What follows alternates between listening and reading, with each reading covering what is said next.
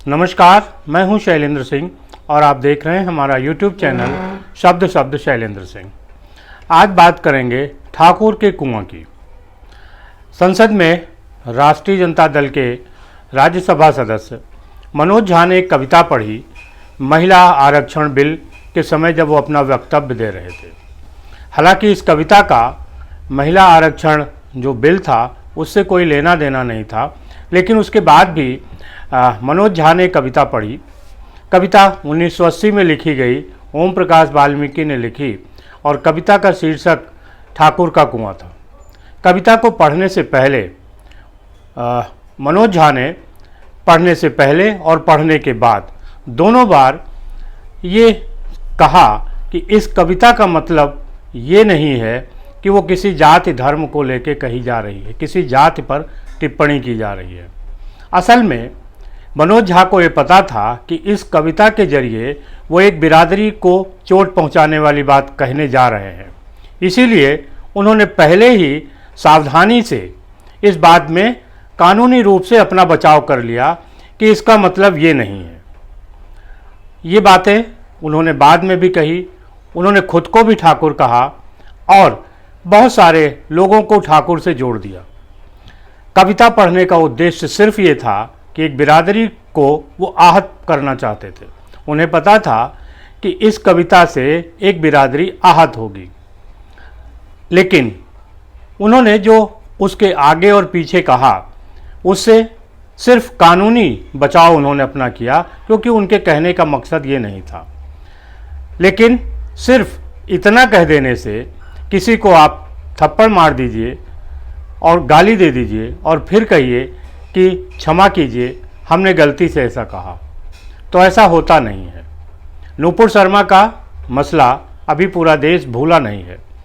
जिस डिबेट को लेके नूपुर शर्मा के ऊपर हमला हुआ, उस डिबेट में नूपुर शर्मा ने अपनी बात कहने से पहले कहा कि ये जो बात मैं कह रही हूँ वो लिखी हुई है, ये मेरी अपनी नहीं है। लेकिन उस समाज ने नूपुर शर्मा को माफ़ नहीं किया। क्यों? क्योंकि उसे लगा कि नूपुर शर्मा को ये बात नहीं कहनी चाहिए थी, भले ही ये बात किताब में लिखी हो या ना लिखी हो। अब दूसरी बात पे आते हैं। ओम प्रकाश वाल्मीकि ने जो कविता लिखी ठाकुर का कुआं, ये 1980 के आसपास लिखी गई थी और उस समय बिहार की जो स्थितियाँ दूसरी थी, वहाँ तमाम जातीय सेनाएं अपना राज बना रही थी और उस दौर में कविता लिखी गई। करीब 40-45 साल पहले की कविता लिखी गई है। आज बहुत सारे लोग ये कह रहे हैं कि इस कविता को लेके ठाकुर बिरादरी को प्रतिक्रिया नहीं देनी चाहिए। यही बात वो भूल जाते हैं। आज 40-45 साल पहले लिखी गई एक कविता को, जिसे शायद बहुत सारे लोग पढ़ते भी न हों, समझते भी न हों या उन्होंने पढ़ा भी न हो, लेकिन मनोज कुमार झा ने इस कविता का दोबारा पाठ करके लोगों को आहत करने का काम किया है। 40 साल पहले की कविता अगर भूली जा सकती है, तो फिर 1500 साल पहले के रामचरितमानस में लिखा जो चौपाई हैं, उन पे लेके पिछड़ी जातियां क्यों इतना उग्र हैं? समाजवादी पार्टी के नेता स्वामी प्रसाद मौर्य लगातार कह रहे हैं। वो क्यों नहीं भूलना चाहते उन पंक्तियों को? राष्ट्रीय जनता दल के नेता जो शिक्षा मंत्री रहे, उन्होंने भी रामचरितमानस पर सवाल उठाए। वो उस रामचरितमानस पे लिखी बात को भूलना क्यों नहीं चाहते और वो वहाँ पर तुलसीदास को अव्यक्त की आज़ादी क्यों नहीं देते? अगर वो ओम प्रकाश वाल्मीकि को अव्यक्त की आज़ादी दे सकते हैं, तो रामचरितमानस को अव्यक्त की आज़ादी क्यों नहीं दी जा सकती? इसी तरीके से बहुत सारी कहावतें हैं जो जातियों को लेके कही गई हैं। मैं उनका जिक्र नहीं करना चाहता कि जिसकी वजह से कोई बात आगे बढ़े, लेकिन आप जो भी लोग इन कहावतों को जानते हैं, जाति को लेके कही गई हैं। इनमें बहुत सारी ऐसी कहावतें हैं जिनका विरोध भी हुआ है। एक ताज़ा मसला भी है कहाँ राजा भोज का।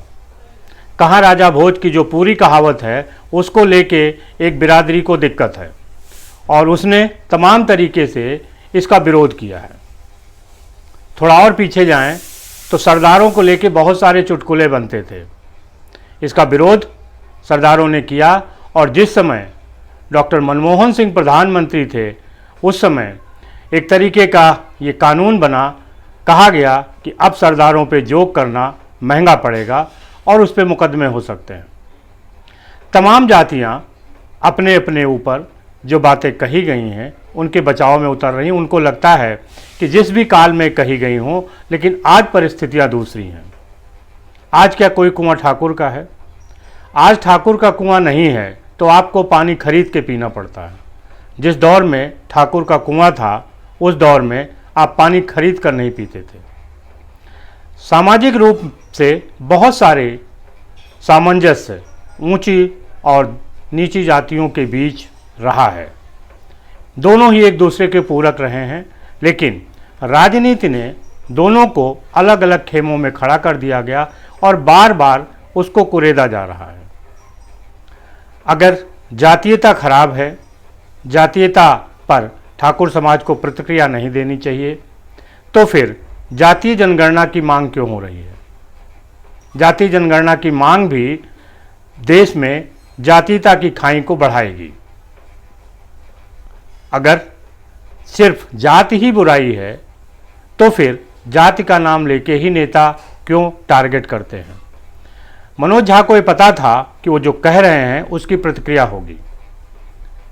तमाम लोगों की प्रतिक्रियाएं आई कि ठाकुर कोई जाति नहीं होती है। असल में ठाकुर जाति होती है और मनोज झा ने जिस ठाकुर को कहा है वो एक जाति है, जो सिंह भी है, जो राजपूत भी है, जो छत्री भी है। मनोज झा की कहावत और वो कविता बिहार के नेता कर्पूरी ठाकुर को लेकर नहीं कही गई है, वो उस ठाकुर को लेकर कही गई है जिसको उन्होंने निशाने पे लिया है।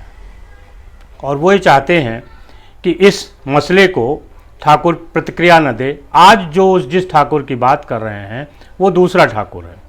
अगर आज वो दूसरा ठाकुर है जिसकी बात मनोज झा कह रहे हैं कि मेरे अंदर भी ठाकुर है, अगर वो अपने अंदर वाले ठाकुर की बात कर रहे हैं तो ओम प्रकाश वाल्मीकि की कविता का उद्धरण देने का कोई कारण नहीं था।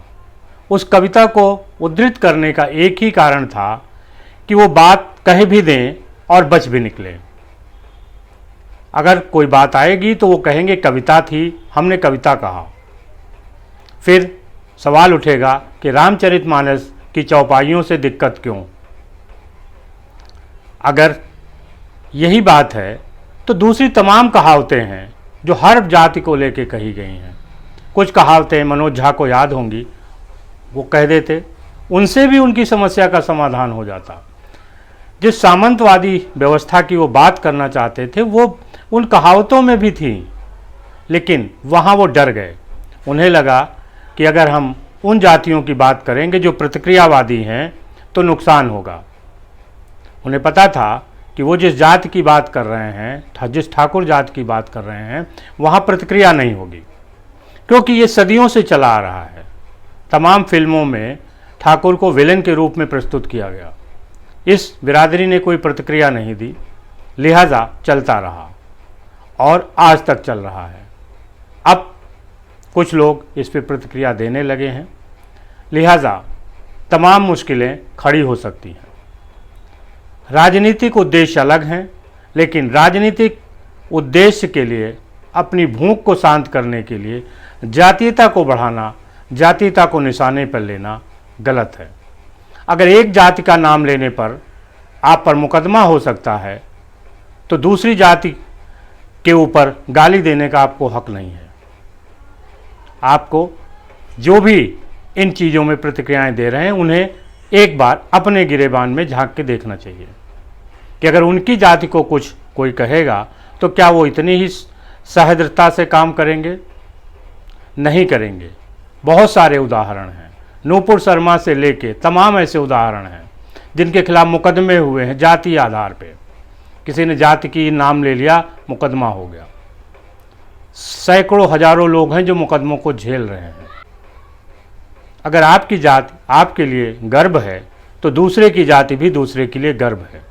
लिहाजा किसी की जाति पर टिप्पणी करने से पहले आपको सोचना चाहिए कि वर्ग कितना आहत होगा, और ख़ास तौर पे ऐसे लोग जो साहित्य से हैं, समाज से हैं, राजनीति से हैं, जिनको बुद्धिजीवी कहा जाता है, उनको खास तौर से बचना चाहिए। कहने के पहले और कहने के बाद किसी भी तरीके का शब्द लगा देने से बचाव नहीं होता। अगर होता तो नूपुर शर्मा ने जो बात नहीं कही उसके लिए इतनी प्रतिक्रिया नहीं होती। किसी भी जाति पर ऐसे आक्षेप लगाना उचित नहीं है। किस दौर में कब क्या कहा गया, कितना सही था कितना गलत, ये एक अलग बहस का विषय है। और अगर आप ये चाहते हो कि ये समाज उन चीज़ों को भूल जाए तो आपको भी भूलना पड़ेगा। फिर आप रामचरितमानस पे उंगली नहीं उठा सकते। आप जाति जनगणना की बात करते हो, जाति जनगणना क्यों? क्या उससे जातीयता की बात नहीं आ रही है? एक तरफ आप जाति जनगणना की बात करते हैं और दूसरी तरफ आप दूसरी जाति को कहते हैं कि आप अपनी जाति की बात मत करिए। लिहाजा ये दोहरा पैमाना गलत है और इसे सोच समझकर ही लोगों को आगे बढ़ना चाहिए, प्रतिक्रिया देनी चाहिए। शुक्रिया, धन्यवाद।